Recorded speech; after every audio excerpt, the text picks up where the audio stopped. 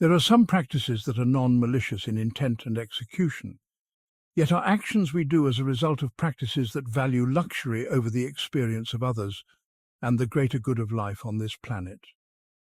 Something like litter is not necessarily done with malicious intent towards the victim it will ultimately affect.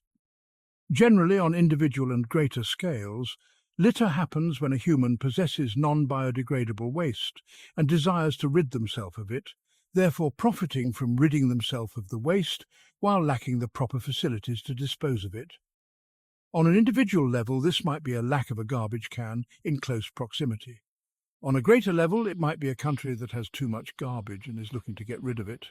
Regardless of which level this goes on, whether an individual throwing a plastic bag in a stream or a country dumping their waste directly into the ocean, the actions are done with intent to rid the doer of the garbage, not necessarily to burden the planet with the waste. As a result, however, the ecosystems underfoot will be the ones to bear the consequences.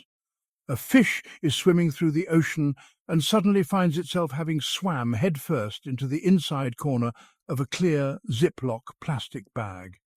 Unable to swim backwards in such constraints, the fish is likely doomed unless a stroke of fate favours it and some outside event intervenes. Without intervention from some other force, the fish will likely perish from suffocation, starvation, and sheer inability to move. The fish, unable to swim, might catch the eye of a larger fish, who too does not see the clear plastic bag or know what it is.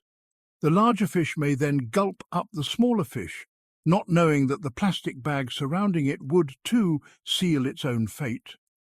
As the larger fish swallows the smaller fish, the bag gets caught in its throat and the plastic suffocates it.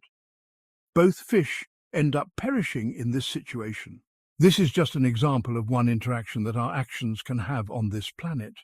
There are individuals experiencing the flip side of the actions we do. Things are not simply out of sight, out of mind, as we generally internally would like to believe. Things removed from sight still go on to individuals that aren't us. They occur in this very universe, on this very planet we live on, at the exact same time that we are living, sharing the same space and resources. Just because we did not mean any harm by throwing the plastic bag away does not mean that discarding it will cause any less harm to the lives of those who inherit it. This is not to call into questions the morality of these actions. This is simply an observation of a truth that physically exists here and now. Our actions have reactions regardless if we choose to consider them or not.